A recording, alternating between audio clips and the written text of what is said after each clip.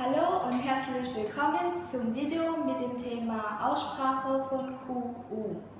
Dieses Video gibt allgemeine Informationen über den Buchstaben Q und über die Buchstabenkombination QU. Es erklärt euch die Aussprache von QU anhand von verschiedenen Beispielen.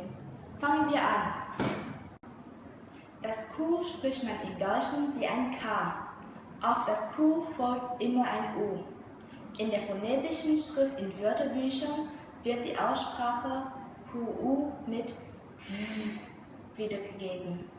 Beim normalen Sprechen ist die Aussprache jedoch K. Hier sind ein paar Beispielwörter, die mit QU beginnen. Quadrat, Qualität, Quelle, Quatsch. Und hier sind ein paar Beispielwörter, bei denen QU im Wort auftritt. Exquisit, Äquator, Aquarium.